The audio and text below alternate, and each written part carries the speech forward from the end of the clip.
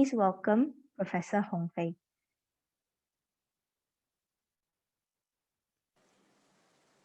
Now, hello everyone. So Agnes, can you hear me? Yes, I can hear you. Okay. It's a great honor for me to be here to share my experience in action and narrative inquiry and practitioners research. And the reason why I chose this topic and I discussed with Agnes is about our current situation of Waldorf teachers all over the world, especially I think in Asia, including Taiwan and Malaysia. So I would like to share with you maybe some possibility for Waldorf teachers to find a way for ourselves as researchers to face the challenges and to change the situation for the children and also for ourselves. Okay, so I have the PowerPoint, and so Agnes, you can show the first slides, please.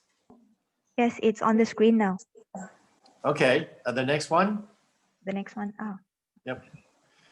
Okay, so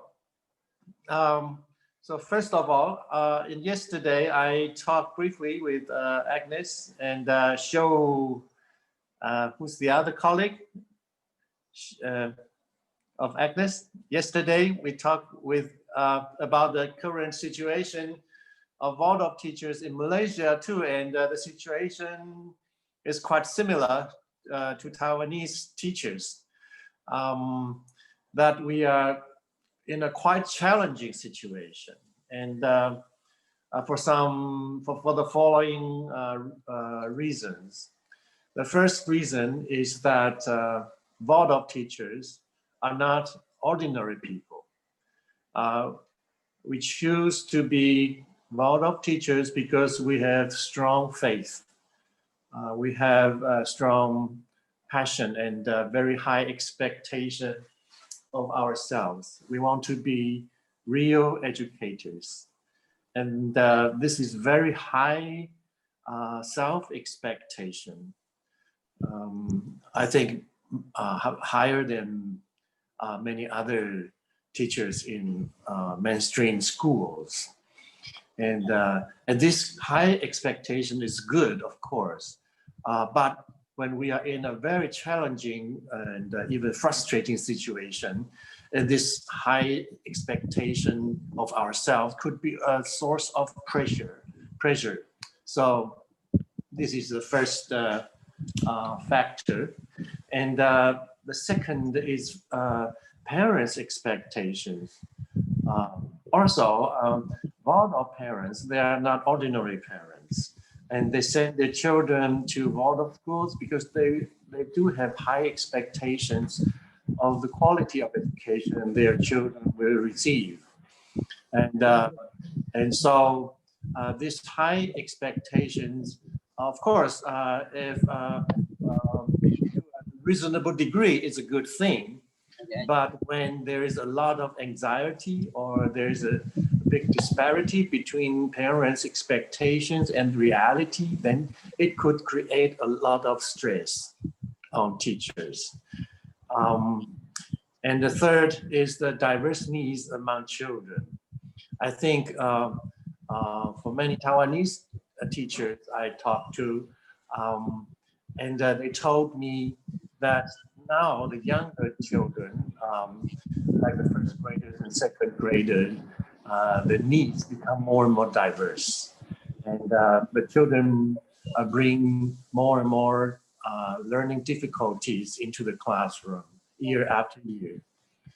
And so this created another big challenge to the teacher. I believe this also happens in Malaysia, right? And the next factor that bring about stress on teachers is the lack of resources. This is connected with the diverse needs among children. And and we need to cover or respond to those needs. We need resources, but in general, the resources are not enough, not sufficient. For example, if we need aids to assist to the teaching in the classroom, and we often do not get enough human resources to meet these needs. And the next factor is the digitalized changing world we are facing now. And I think everyone has felt this impact due to this new world. Children, the using of this digitalized equipments at home, or this smartphone and computer games, they are create tremendous negative effects on the health of children, and also create difficulties in the classroom for teachers. And the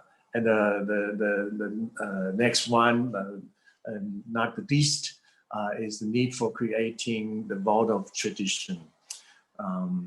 And now Waldorf education has already reached 100-year birthday last year. And this long tradition, of course, has accumulated precious heritage.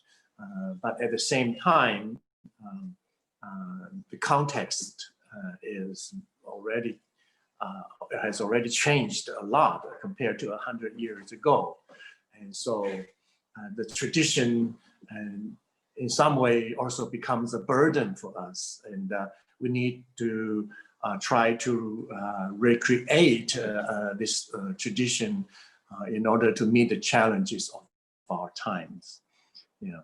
So, yeah. And I'm sorry, I start with this sharing with this difficult situation.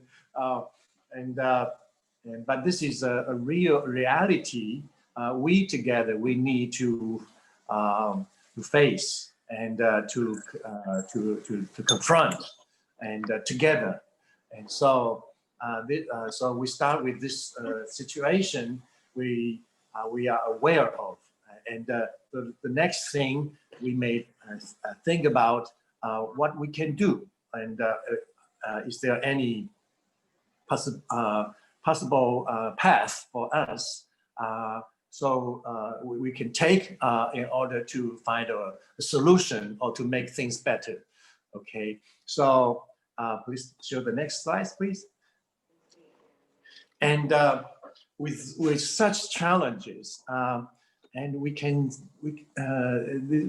teachers, a lot of teachers are faced with, and there is a question of the well-being of a lot of teachers. We are concerned about children's well-being a lot in Waldorf education, but we seldom talk about the well-being of Waldorf teachers. In Taiwan, I work with a lot of Waldorf teachers, and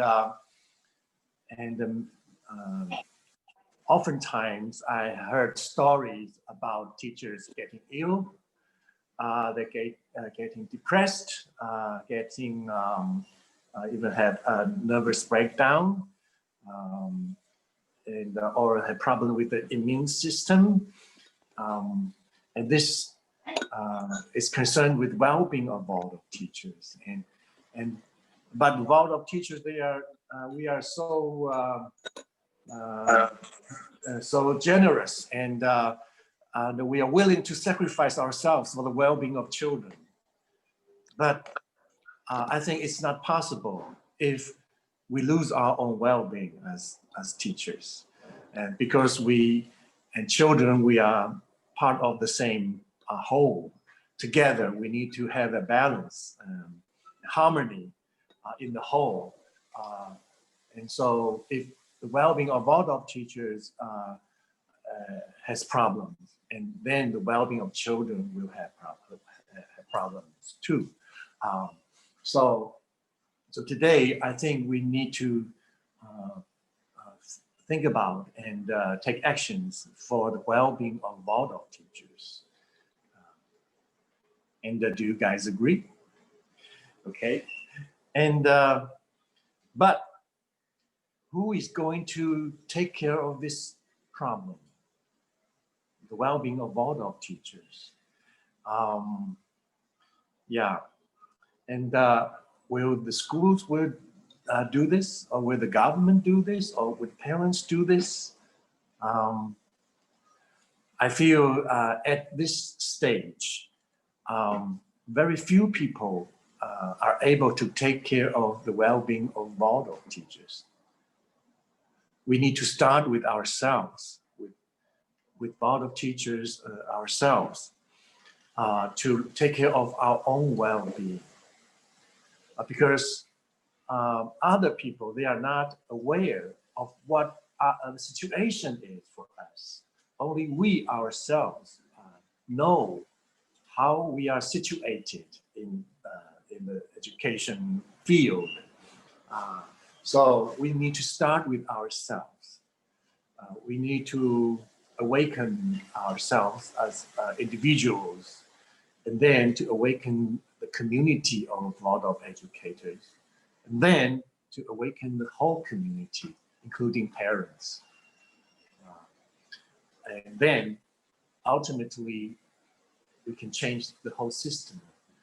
Because the problem with well-being of Waldorf teachers is a systemic problem. It's not just problems of Waldorf teachers, because there is a problem with the system. So we see the symptoms in the problem of well-being of Waldorf teachers. And so we need to start from personal change, individual change, and then we can make organizational change happen. Okay, so we can go to the next slide, please. First, I like to see, I don't know how I can see people's face.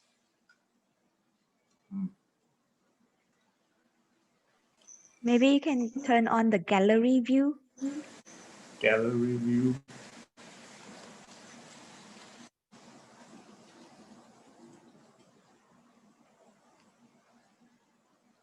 Okay. Can you see us now? I can only see you. I don't know how to deal with this, but it's okay. Okay, yeah. And then, so how can we start our first step? I think we all heard about Steiner saying that Waldorf teachers should be artists, right? And today, I would like to suggest that we, Waldorf teachers, we need to be not just artists, but researchers, inquirers.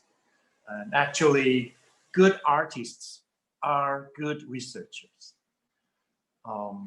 The good artists, they make artwork. They don't just do it. They do research before they actually make this artwork.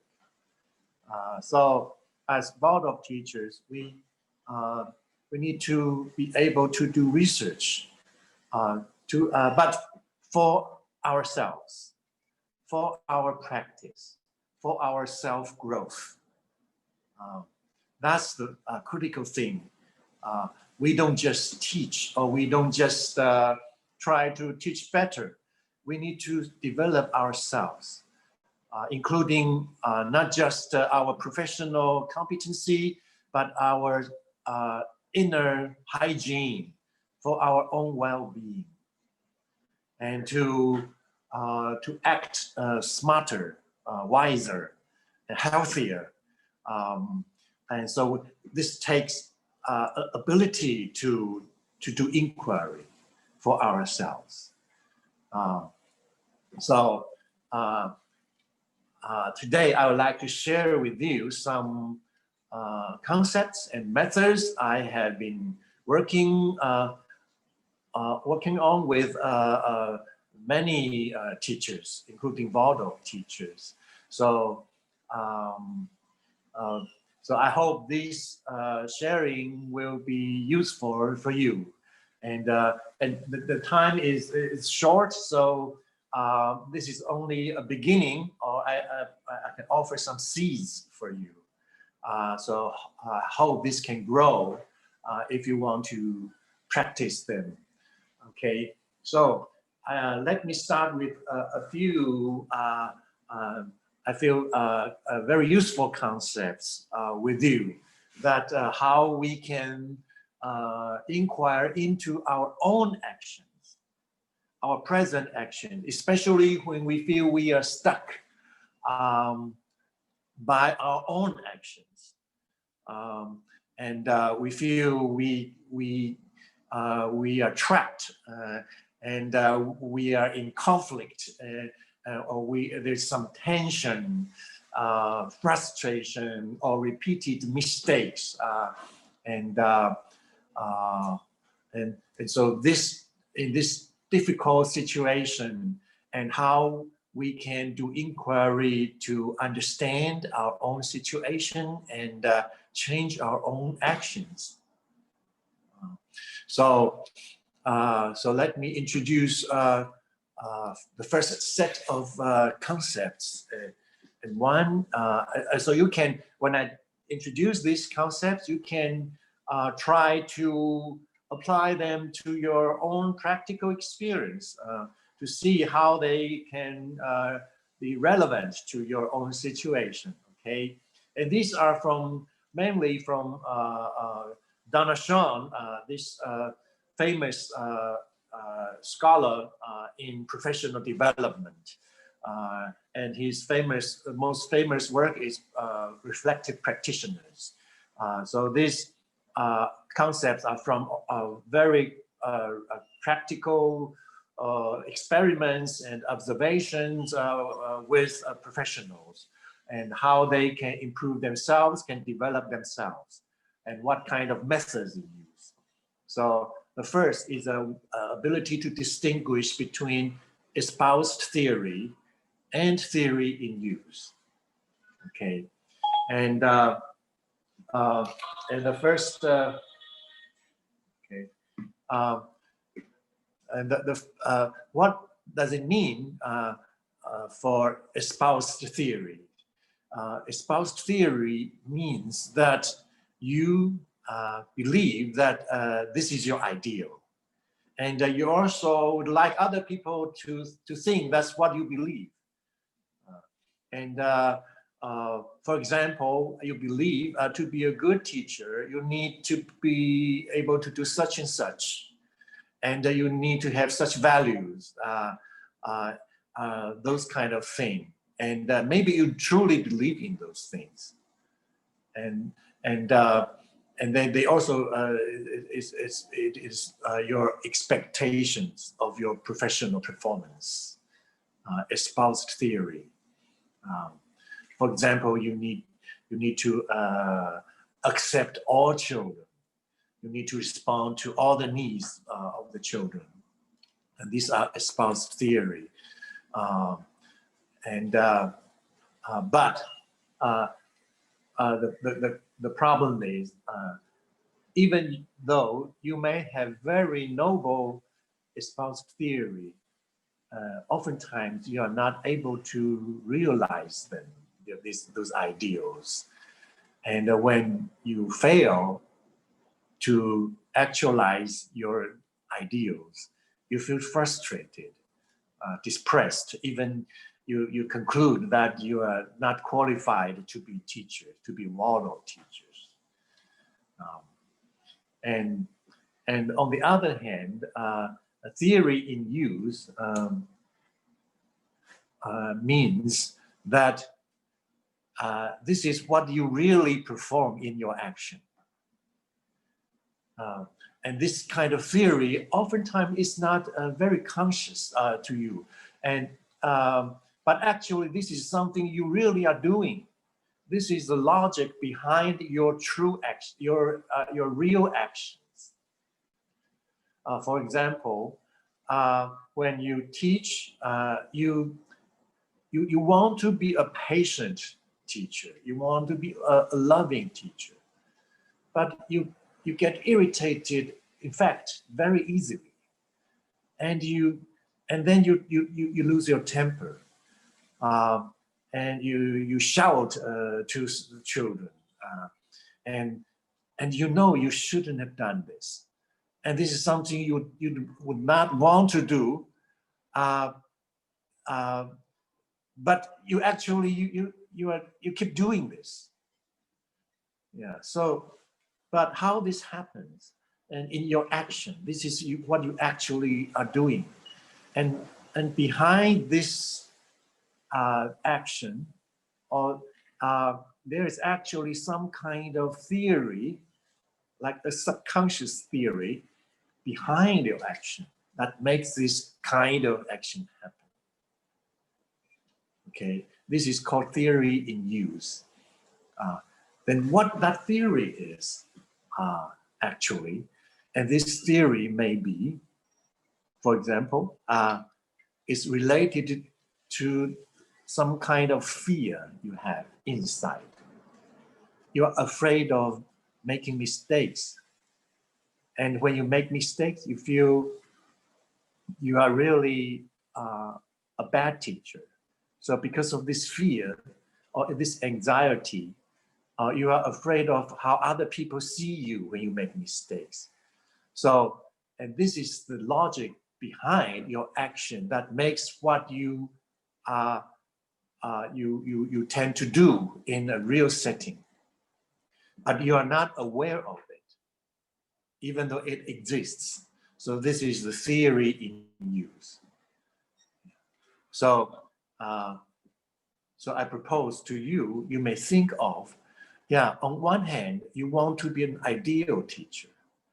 On the other hand, in your practical work, and there is something else behind your action, some kind of logic, some kind of mentality, or some kind of subtle intention. And that determines how you would act, rather than your ideals. So if you want to change your action, and the point is not related to your espoused theory, but the real reason for your action is your theory in use. You need to discover your theory in use and change this so your action can change. Okay, so and then that's the first set of concepts, and this there are three of the sets of the concepts. So Agnes, may I propose that after I talk about this, we can open for a brief discussion. Is that okay, Agnes? Yes, that's okay. Okay. That would be great. Okay. And the second is means, a set of concepts is about means-oriented thinking versus holistic thinking. And what this means is that means-oriented, means an end, that we tend to think of our action in terms of finding the right means or effective means to reach our end. For example, there is some problem in classroom management, and then the teacher tried to find techniques, strategies, like behavior modification, to give some rewards, and or even punishment, and try to find some techniques to solve the problem of classroom management. But oftentimes it doesn't work because when there is a problem with classroom management, and the real problem may lie in somewhere else. So unless you can have a holistic way of thinking, for example, when there is problem with the classroom behavior, and the cause may be related to your curriculum. Or the course may be related to the end that you set, rather than the means. So you need to think, to have a whole picture, to think holistically, rather than technically. So in our times, we tend to see all problems as technical problems. We tend to think as long as we find good technologies, then we can solve all the problems. We seldom think about if we are having the right ends, or if the purpose are really meaningful, rather than just finding out good or effective technologies. So, like in Waldorf education, as I mentioned, some teachers, they have great difficulties in the classrooms. They have some children with problem with behaviors, and this disturb all the class process. And the teachers tried any means to solve the problem, but the teacher always fail, and the class is in chaos. And then the teacher concludes he or she is not qualified. And actually, this is a means-oriented thinking. And the reality maybe is that the classroom situation, the structure is problematic. And perhaps the situation is already in the situation is structured in a way that much beyond the capacity of the teacher can handle. The teacher needs help from other resources. The teacher may need assistance in the classroom to help with the problem. And the teacher cannot be there alone to deal with all this situation. It's beyond the capacity of this single one teacher. But the teacher will attribute all this problem to him or herself. Okay, so this is the second set. We need to see problems or phenomenon not just in terms of the means or technical level. We need to see the whole, to consider the relationship between the end and the means together. Okay, this is the second set of the concepts I would like to introduce to you. And there's the third set of concepts, reflection in action and reflection on action. Reflection in action and on action, there's only this proposition difference, in action and on action. What does that mean? Reflection in action means that when you are acting, you can see yourself at the same time. As if you are looking at a mirror, you can see yourself, your action in the mirror. So you have this ability to act at the same time, see yourself. Okay, and this is a characteristic of outstanding professionals. The research done by Donna Sean, and he found out that excellent professional, they have this ability to see themselves when they are acting. And when you see yourself, you can immediately make adjustment. You can correct your actions when you are acting.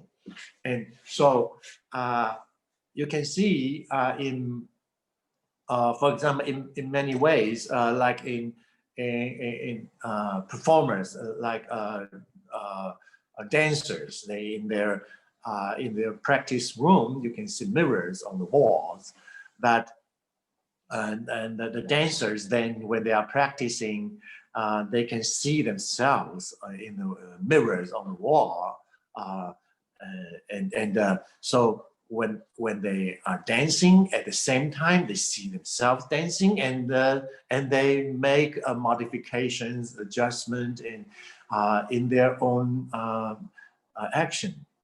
And so, they in this way they can perform better and better, and they keep improving themselves because they can see themselves. Or like a good musician or singer, and they can hear their voice when they are performing. At the same time, they make corrections in the next voice notes they are going to perform. So this ability to have reflection in action is very useful, essential for action researchers, for practitioners, so also for Waldorf teachers. We need to have this ability to see ourselves teaching, and to see ourselves how living, and then we, at the same time, we can improve ourselves. Yeah. And again, the next concept is about reflection on action. Reflection on action means that you can look back. You can, after a series of actions, a series of events, or the sequence of actions, you can look back and discover how this cause and effect relationship in what you have been doing, and the structure of your model of action. This chain of actions create a pattern that you will repeat, including your mistakes. Oftentimes, we repeat the same mistakes, even we don't want to. But we still keep making the same mistakes. Why? Because we are trapped in a chain of actions, and without knowing that we are doing this. There is a structure in our patterns of actions, and so unless you are able to look back and to trace how one action results in the next one, and to create this chain of actions and consequences. So you can recognize the structure of your practical patterns. And once you discover this structure of your pattern, then you are able to change this pattern because you know the structure.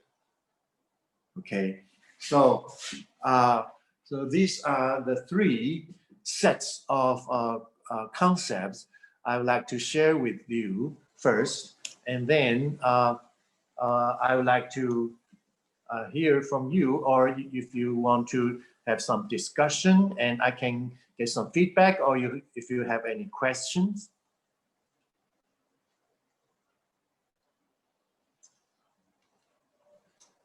Or are they helpful? Which one is most helpful? Are they or helpful? You want to clarify? Yeah. Mm-hmm. Yes. Professor, do you see all of this? I'm sorry, I still don't know how to do this. Do you see that there's a view at the top of your Zoom No. application? Okay, now I see them. Okay. Hi. Hello, everyone. Now I finally see you. Okay. Now I feel much better because I was talking to myself, and that's weird. Okay. All right. So now, anyone, everyone, do you have any questions about the three different sets of theory or that Professor has talked about? The first one was espoused theory versus theory in use. The second one was a means-oriented thinking versus holistic thinking. And the last one, the third one, was reflection in action and reflection on action.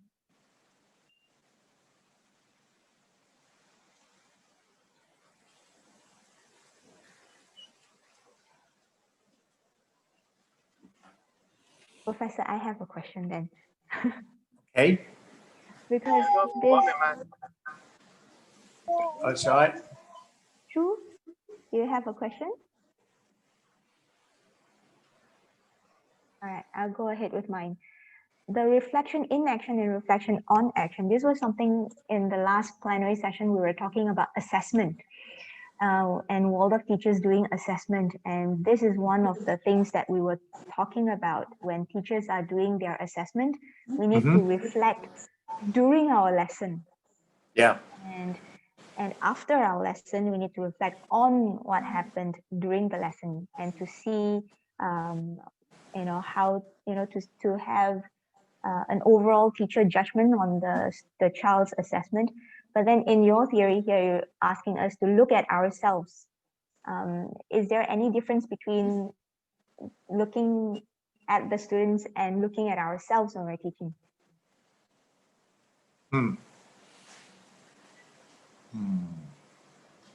Okay. Actually, when we need to look at both, because you can't separate your own action from the students' actions. And it's always interactive. And so we see how we act in the sequence of events. And in the events, there are interactions between you and your students. So this interaction creates a causal chain in the whole process. So that's in the assessment, you don't see just student, because the student behave like this because of you. You are the teacher. So again, you yourself, you are influenced by the interaction with your students. So I think we need to look at them together.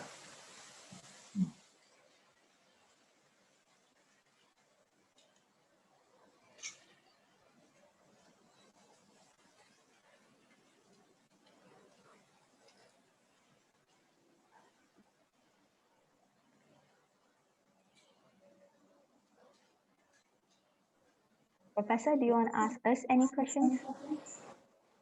Well, so what I'm wondering is about this the means-oriented thinking and holistic thinking. And how does this mean to you? Because we as Waldorf teachers, I feel there is a tendency, at least in Taiwan, that Waldorf teachers, especially younger ones, they are afraid of being not Waldorf-like. Okay, is this Waldorf or is this enough to be Waldorf?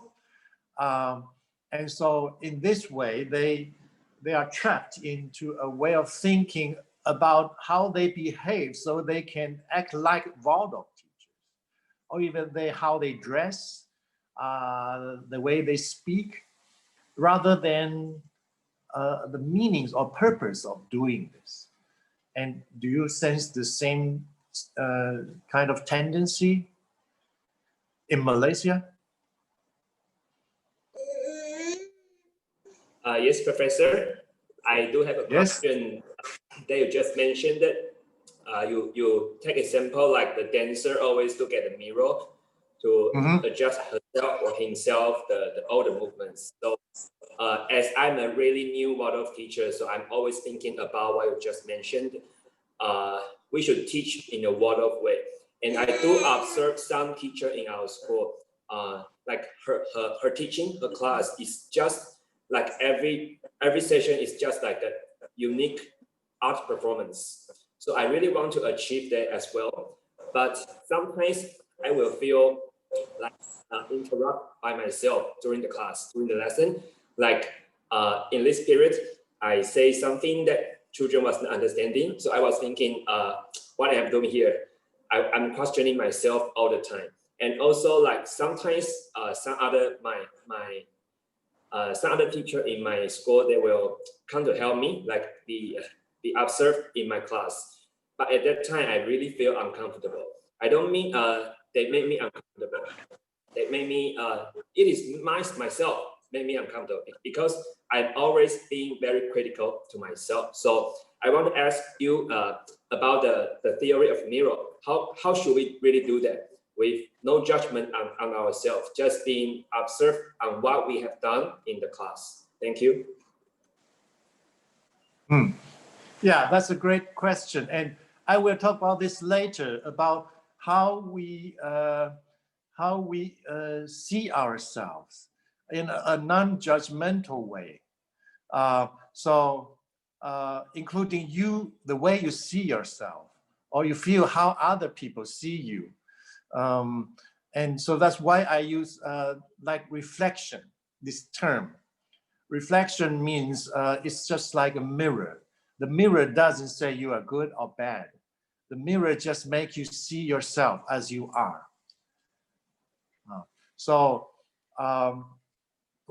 I think you feel uncomfortable when some people come to see you teaching, or you feel about yourself being self-critical.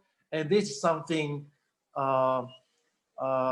you can see yourself doing it.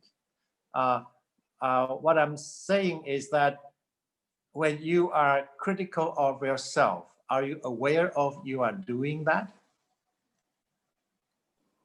Yes, I do, but I keep doing this through all my life because that's part of who I am, kind of who I am. Like, I believe that sometimes my family is doing that for me, to me. So I'm that all the time with myself. I'm always thinking, am I qualified enough to do this, to do that? Am I qualified enough to stand here in front of students? Yeah. Yeah, I think this is a great step, because you're aware of this tendency to be critical of yourself all the time. And I am just like you. I'm a very self-critical person, and then I realized there's a judge living inside of me, and keep criticizing me, judging myself, whether I'm good enough. And actually that creates quite negative consequences. It's not helpful. And then I feel in my biography, just you mentioned in your family, when you were a child, and that kind of way of seeing myself is from adults, how they see you, and we internalize this way of seeing ourselves, and it becomes a way of seeing ourselves. Actually, originally, this view may come from other family members when we were a child. So sometimes we need to also, we talk about reflection on action. We look back in our big biography, how we grow into the person who we are now. And that may help to deal with this tendency to be critical of ourselves all the time.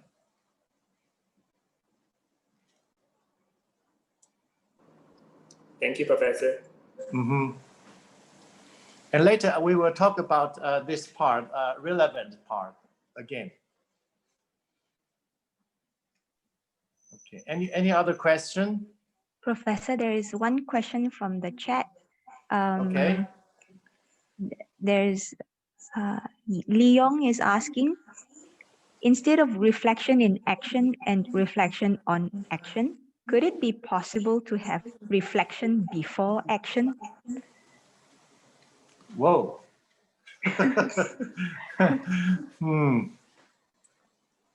Well, I have never thought about this. And when something that doesn't happen yet, you can't see anything in the mirror, right? Yeah. But as student of anthroposophy, we know we have an ability to imagine, to do imagination. We can visualize something we are going to do, and or anticipate what we wanted to happen, and that's important. And that's another part of meditation. We meditate not about the past. We can meditate for the future, and we can make a wish for the future with goodwill, and we can have even very concrete imagination for our action for the future, and this ability to imagine, to make mental pictures, as Steiner said in Philosophy of Freedom, to be able to create this mental picture for our own action is one condition of being free. So that's, but we don't call that reflection. But I see what you mean. That's important too. Yes, thank you. Okay, then we can go, yeah. There is one more question, one last question. Okay. This is from Alicia.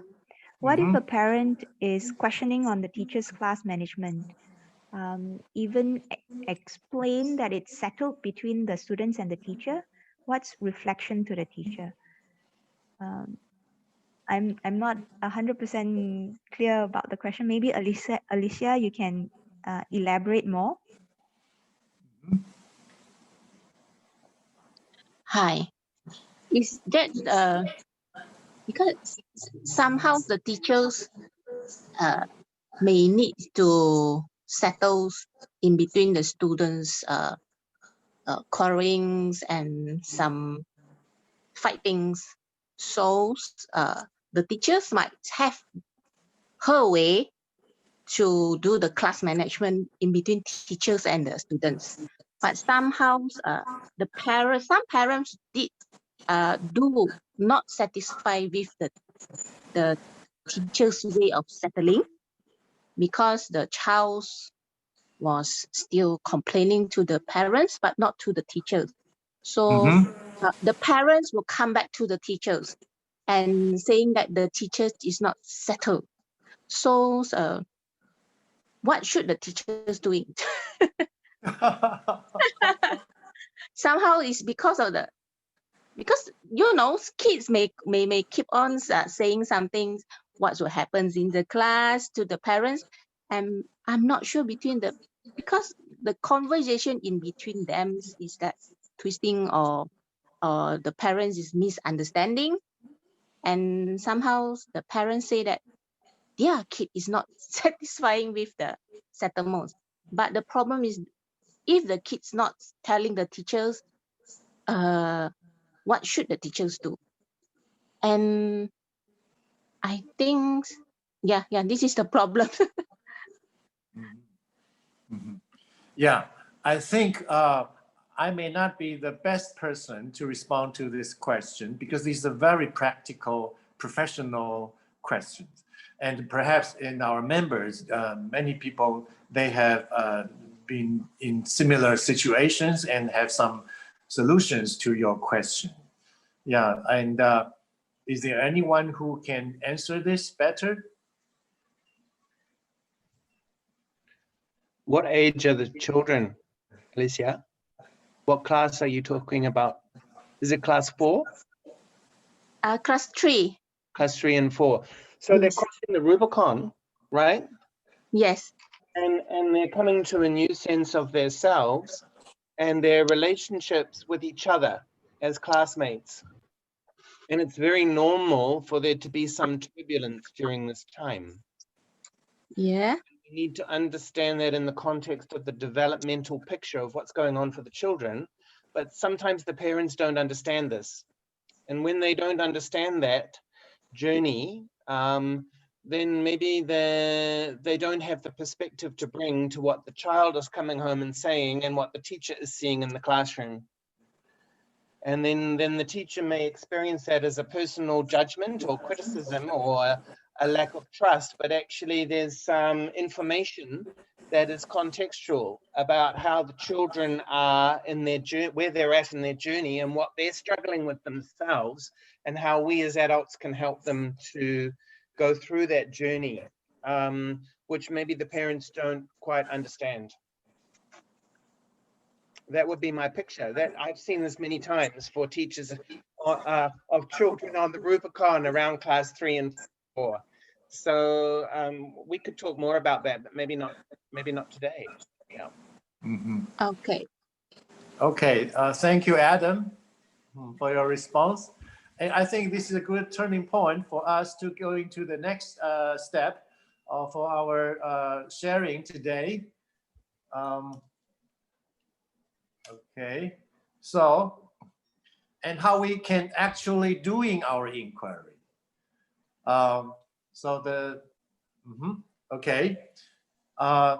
What we just did was that someone told the story, told your some event you experienced. And so I'm very happy that we just did that. That some of us as a teacher, we need to tell what we experienced, what we encountered, and in a narrative way. Narrative way means because we have time limits, so one of our members just briefly mentioned this thing between the parents and the student and the teacher. But if we can make our experience visible, which means we can tell the story in a concrete way, in a contextualized way, or we can write it down in a visible way. So we can make what we experienced inside, we can externalize this experience. When we externalize, when we just did, and people can hear it, our members and colleagues, we can hear this experience. And then we can make this experience a source of awareness and development. And this is the basic, it looks very simple. And we need to start from studying our own experience.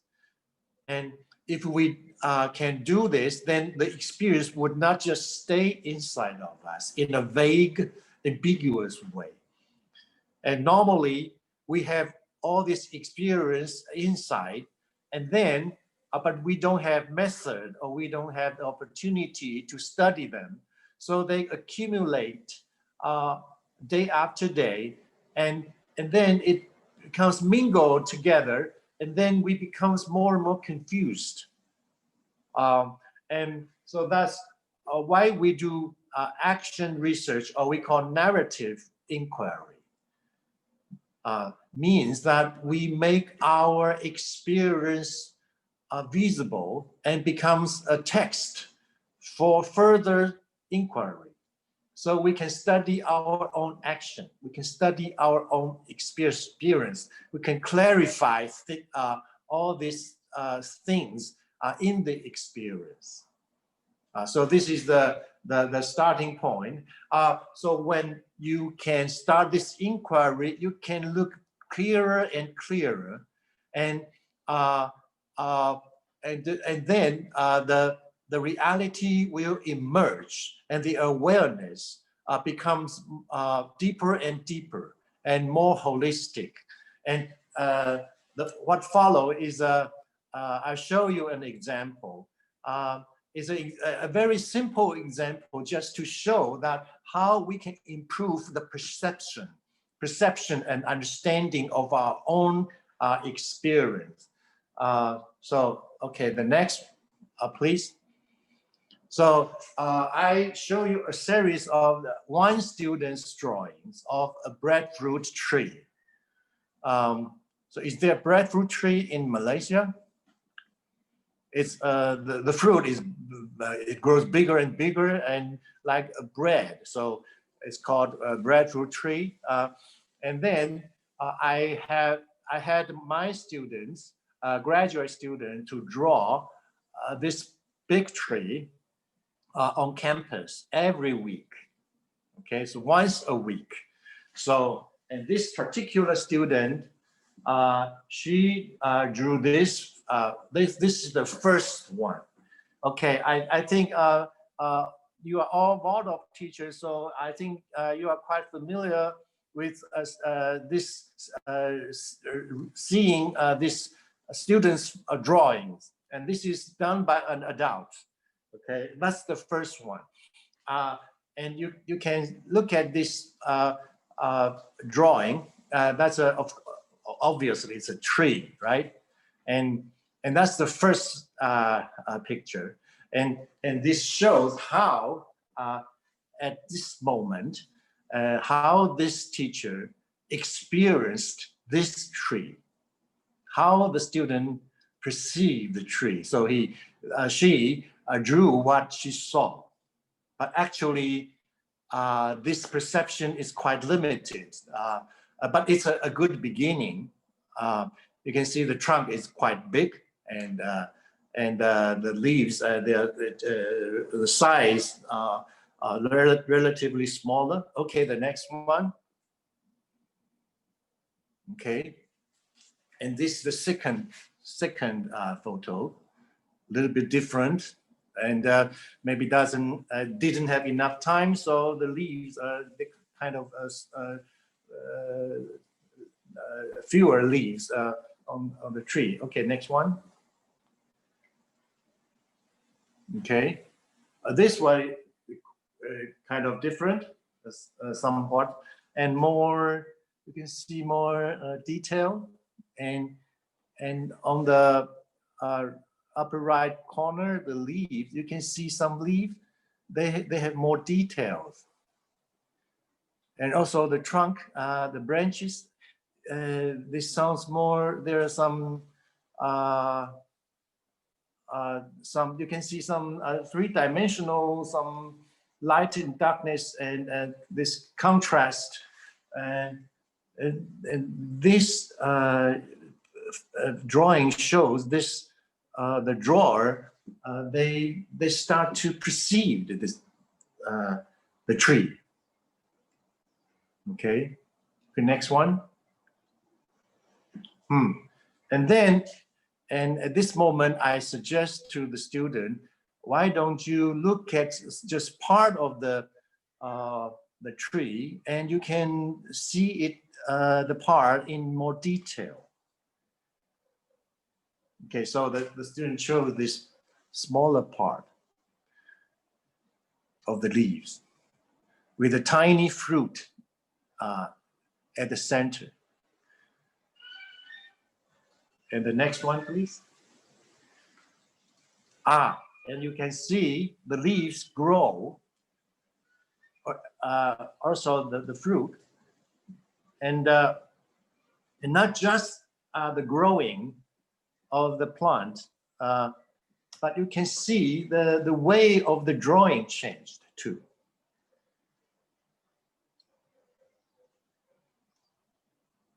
Okay, and the next one, please. It seems that the drawer grasps something and then keep developing. And the next one.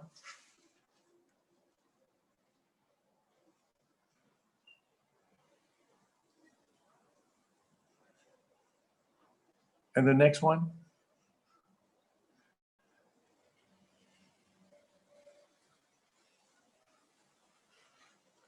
You can see also new leaves growing. Okay, next one.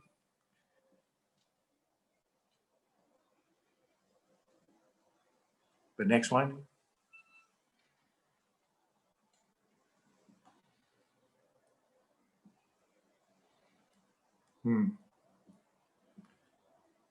Okay, so Agnes, can you show the slides from the beginning of the tree? So, and one after another, we look it back again.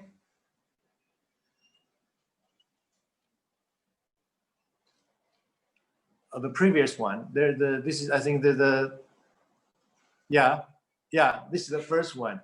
You can have this comparison. You can see how the perception changed. The tree changed also, and the perception changed. Okay. Okay, the next one after another, please.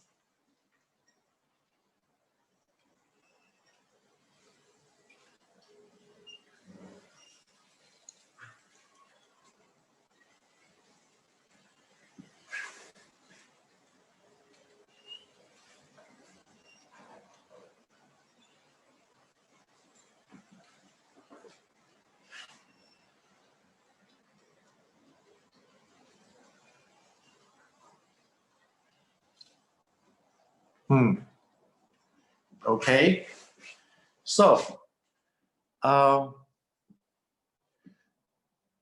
this example shows how our initial perception or the habit of perceiving things, in the beginning we take it for granted. We think, that's how the tree should be like, and actually the tree is not really like that.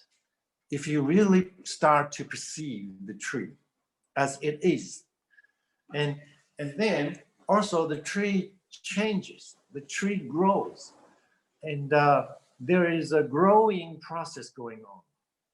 And so as an inquirer of our own action, of our own development, so it's very critical for us to start study our own experience. Our own experience is in a process, it's changing, but also our way of perceiving needs to grow, needs to change too.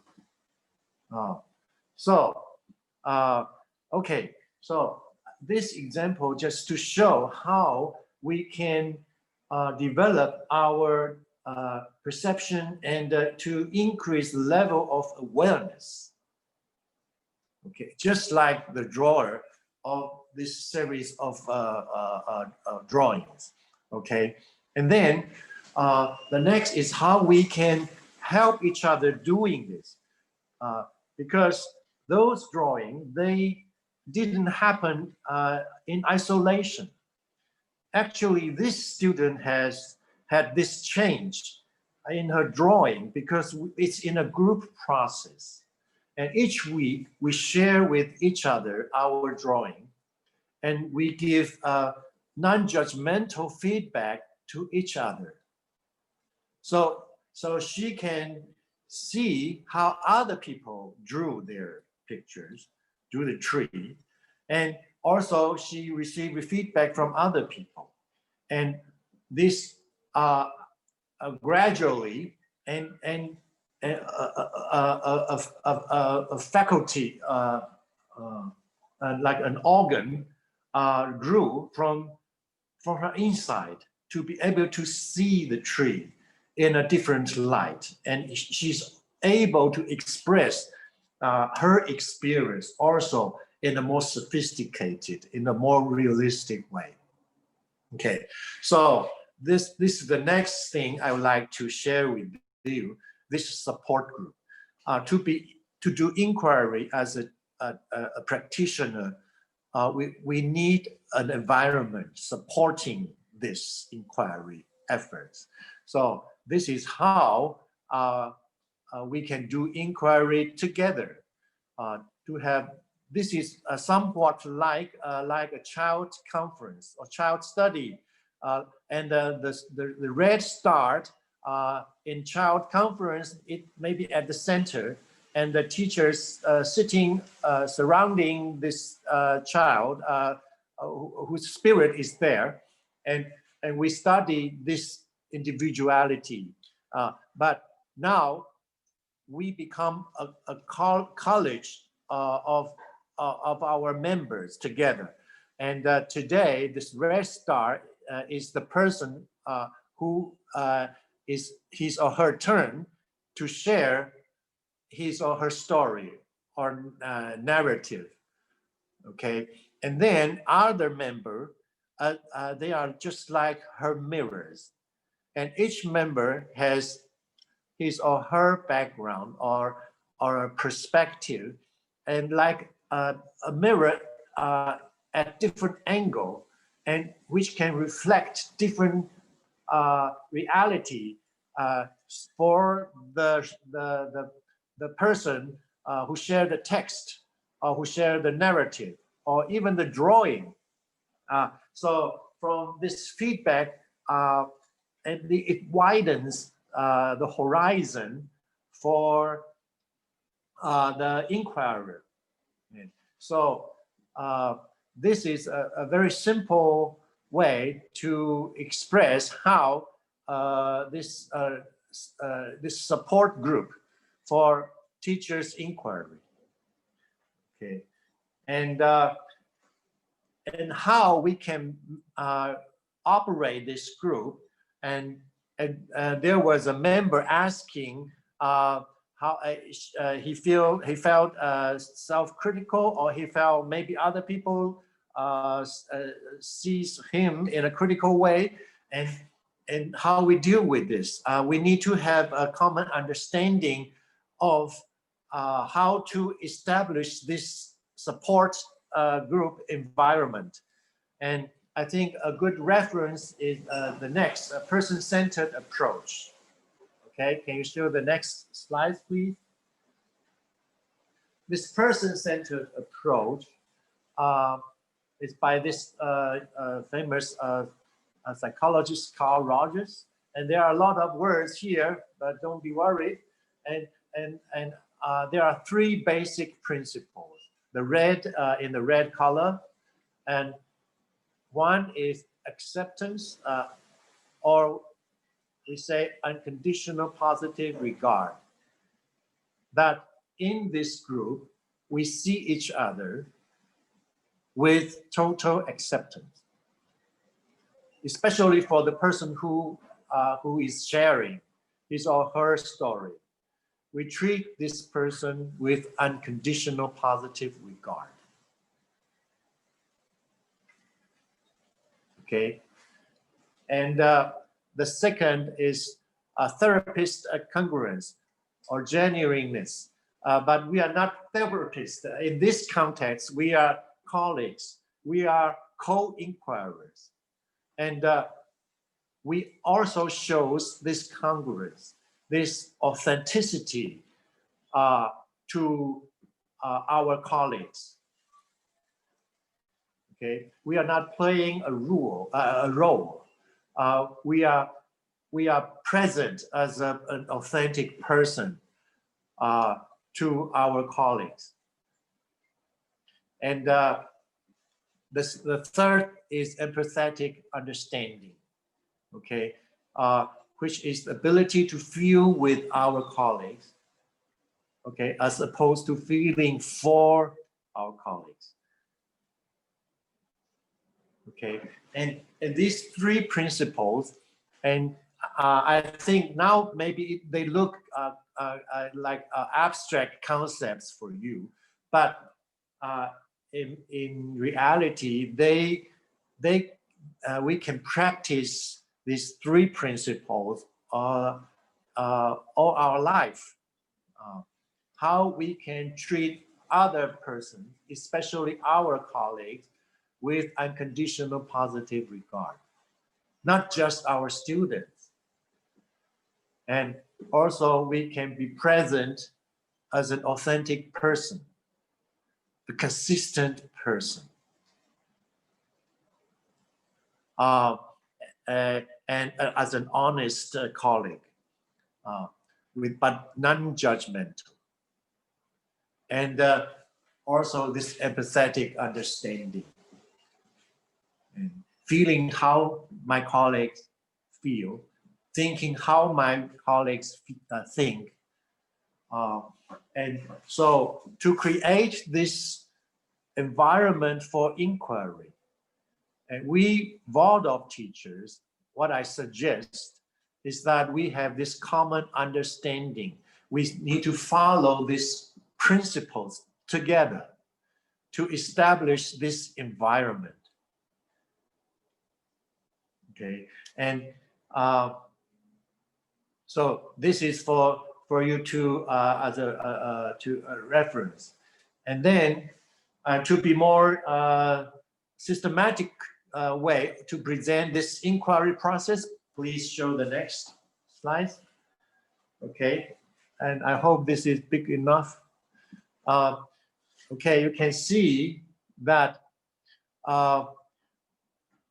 in the middle, upper middle, action, that's where we start, from action and practice. How we do our inquiry, we study our own action. We study our own practice. The most important part is we are engaged in our action. We care about our practice. And this action or practice could be personal or professional. Personal means like if you're a mother, you're a father, daughter, son, and this is you're being yourself. This personal practice can be a subject of study. And also as teachers, professionals, you can study your professional practice or performance. Yeah, you're starting from this. And also you can study your individual action, and you can also study your collective action as an organization. Yeah, we start from this action, practice. And then the next step is we talk about, we write about, or we express in an artistic way. And to show what happened. For example, the member just mentioned the interaction between the parent, the teacher about the settlement with the children. There is this event. So how this event happened. And we can write about this event in detail in a narrative way. And or even we can draw, or we use other artistic means to represent the whole event. And we create this text, or we create this story for you yourself to look back again. And also we provide an opportunity to share in the group with our colleagues. And so for our colleague, go to the next step, and our colleague can give reflective feedbacks. Reflective means like a mirror, non-judgmental feedbacks as your co-inquirers. So, and this study group or this support group is just like a room of mirrors. So when you share this experience, externalized experience in this support group, and you are as if you were in a room of mirrors on the wall. You can look back into your experience from different angles and to see different aspects. So then you can reach a different level of consciousness.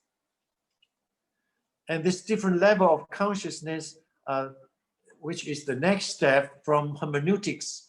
And these are some terminologies, but I hope you wouldn't be scared away. Actually, they are not that difficult to understand. I will try to explain them in a simplest way. And then with this, in brief, there is a change in your consciousness. And with this change in consciousness or perspective, then you start the next round of action and practice. Okay, this is the loop or flow chart for this inquiry process. It is quite simple. In the bottom of the center is the whole environment needs to be person-centered. Okay, it's not a place for criticisms, for attacks of each other. It's a supportive environment for learning and growth, for transformation. Okay, and yeah, the next one, please. And so, what does it mean to have a fusion of horizons? Yeah, and horizons means that there is a scope of your perspective. When you see something, you see this thing in a horizon, or you can say in a context. But the horizon has a limit at a particular moment. So your horizon in the past is different from the horizon now you have. So like when you are a child, there is something happened in your childhood. You understood that event from your child's horizon.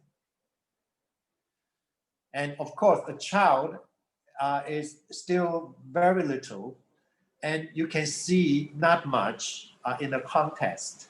So, but your understanding is formulated in that context, in that limited horizon as a child. But now you are an adult, and you have more life experience. Your horizon is broader or even higher. So you can see things in a different light, in a different context. And so when the two horizons can intertwine together or get connected together, then you come up with a new understanding. And many people, they have some problem that took place in the childhood. But this understanding from the childhood has never been dealt with or reviewed, even when the person has grown up. And this grown up person still keeps that childish understanding inside. And so what we can do is to call back, to look back this experience in the childhood and to get connected with the horizon of the child, with the horizon you have now as an adult. And then this will create a new understanding of the events in your childhood. And there is a effect of healing. And this fusion of horizons can be useful not only between the past and the present, and it also can be helpful between different people, which means that I have my horizon, my colleague has his or her horizon, and we have this difference. And then we can find a way to make connection between your horizon and my horizon. and we can reach new understanding among or between us.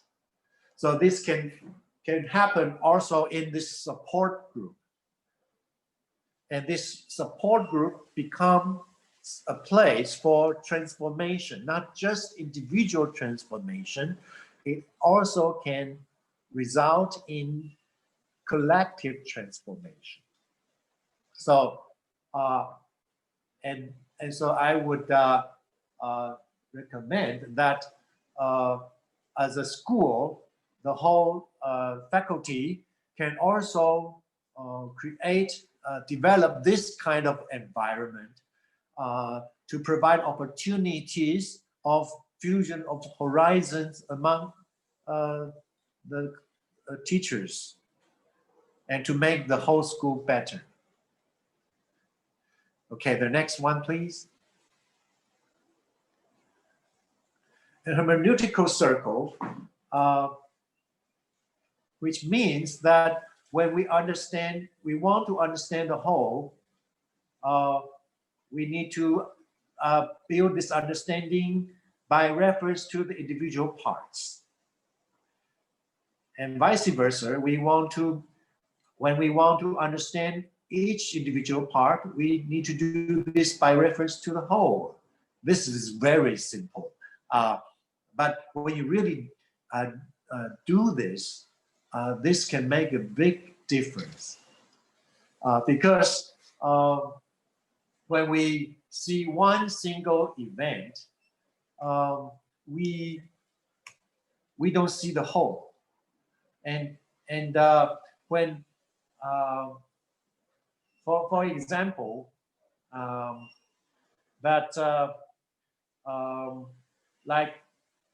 when you observe a classroom, and then you see the teacher is reprimanding a student, okay?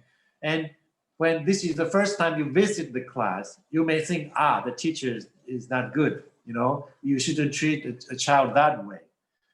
But if you continue to visit the class, if you know the teacher more, if you know the child more, and then you start to change your view. You start to change how you make sense of this event. And perhaps you will also change the judgment of how you see this event. Perhaps in the beginning, you see this is not appropriate, but because you don't see the whole, you can only see this part. If you put this part into the whole, perhaps you find maybe this is the best way the teacher should do to the child. And depending on if you can see the whole, not just to see the event in an isolated way. And oftentimes we are not able to see the whole because we have limited horizon. And we need help oftentimes from our colleagues and to offer their perspective, because they can see different parts and they can form the whole picture. Yeah, like we all know this story of these blind people, and they touch the different parts of elephant, and they insist the part they touched is the whole of the elephant. Actually, they are none of them get the whole picture, and the important thing is these blind people, they can share their experience. They can help each other to see different parts and to form the whole. And so they can know, this part is the nose, this part is the leg, and this part is the trunk, or this part is the tail or the ear. And they can recognize the meaning of the part when they see the whole, rather than insisting on the part they see and confuse this part with the whole or with other parts. And so that's why we have this support group and to help us to form new understanding through this hermeneutical circle. Okay, the next, please. And the next is framing and reframing. It is quite simple. That the framing is somewhat like the horizon. We see the situation with a certain frame. And the frame makes us define the situation in a certain way. And when you have a certain frame and you have a certain definition of the situation, then this will result in a certain kind of action. But when you have a different level of consciousness, you will have opportunity to reframe, to have to change the initial frame, to reconstruct a different frame. This reframing, and when the reframing happens, and the definition of the situation can change drastically, and also you see new possibility for your actions. Okay. And this framing and reframing also often result from this hermeneutical circle or this fusion of horizons. And from your personal inquiry into your inner experience and make it outer expression through narratives or artistic expressions in your support group, in your inquiry group, with the help or input with this non-judgmental feedback from your colleagues, and then you get the chance to reframe your original frame. And we can do this collectively too. Okay, for example, about reframing, there's some little example. I think all of you will have something like that. That one time I had a trip to eastern part of Taiwan, which is the most beautiful part of Taiwan, and I flew to the Hualien station, and I wanted to take a taxi to the train station. So that was at night, and I took the taxi, and when I reached the train station, and I asked the taxi driver how much I should pay, and he said something 100 or something like that. And so I gave the taxi driver this paper money, and they are red colors because the light is not that bright. So from my wallet, I took two these pieces of red paper cash and to the drivers. And then I got off the taxi, and I went to the train station, and under the bright light, I want to buy the ticket. Suddenly I found, where is my 500 bills? And because the 500 bill is also red color. And then I thought, oh gee, I gave the taxi driver the wrong, I should have given $100 bill, which is also red color. And because I mixed up. And so I gave the taxi driver this 500 bill instead of 100 bill. Yeah. So I was so upset. And then I said, gosh, I have this trip to this beautiful place, and this kind of thing happened, and I was so foolish to do this, and what a big loss for me. And that was my framing of the situation at that time. But then after a while, I thought, since I have got here and I wish to have a really nice trip, now I got this really bad mood. How could I do? And then I tried to find a way out of this bad mood.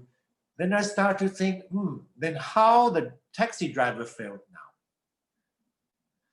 Then, I think the taxi driver must feel very good. And because he got this extra money, and accidentally, and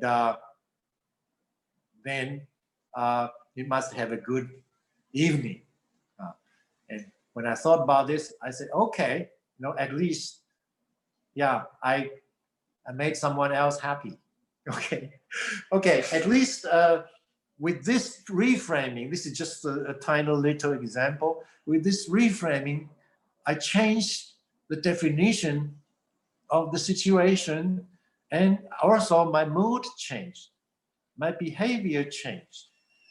I can start enjoying my trip again because of this reframing, this different consciousness, mode of consciousness. Okay, so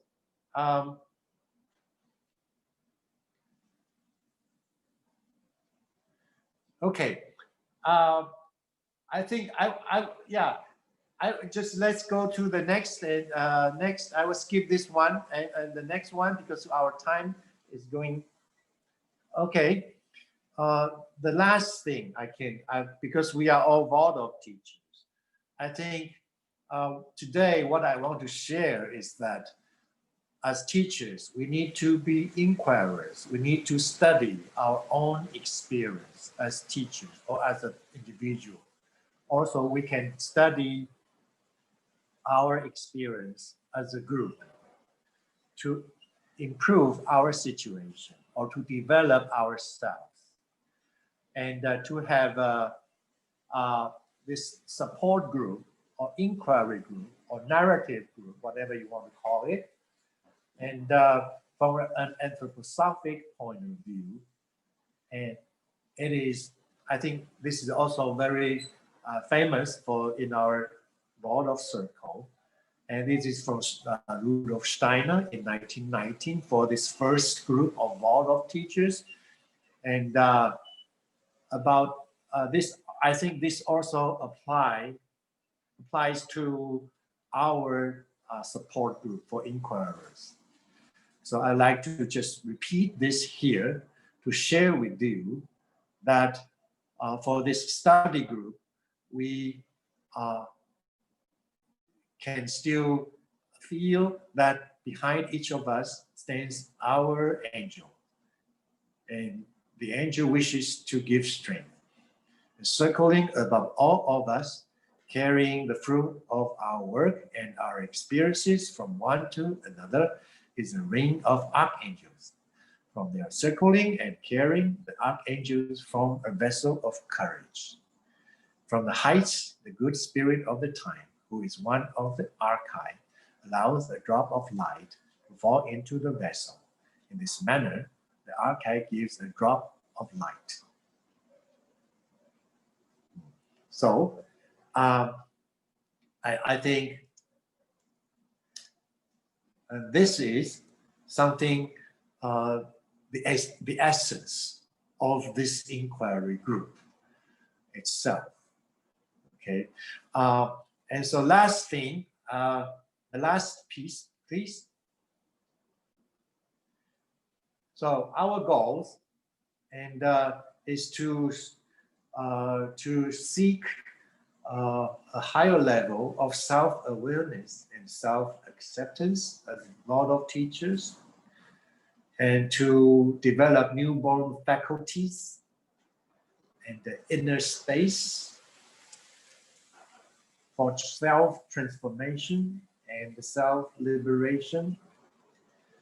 And we can have an opportunity for rebirth of subjectivity, for self-integration, and we can grow inner strength and make outer change.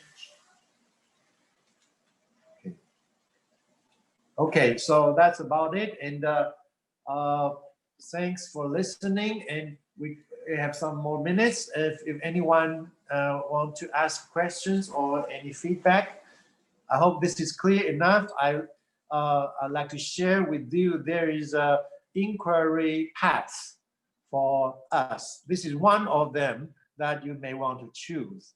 And this is something I've been doing for 20 years with teachers together. And Agnes attended once one of our sessions, right? Yeah. Yes, and Professor, the inquiry group that the professor organized, I believe it's every week or every once a month. Every other week. Every Yeah. other week, yes, and it's a really, I find that the group was a very supportive group, and I could really feel that the group was working collectively together, and it was a very good experience. Yeah, so anyone have any questions for Professor?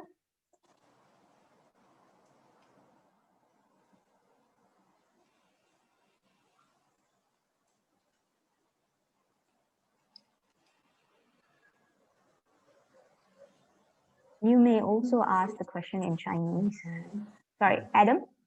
Oh, I just want to say that I really appreciated your plenary, Professor, and to me, it really throws the highlight on the nature of our work in the college, and that this work is very challenging to do alone, and that Yes. when we are working in collaboratively and we have other partners on the journey, then the way in which we can work and the transformation of our practice is that much more possible. And I really resonate with what you said today, and I thank you for bringing. Thank you very much.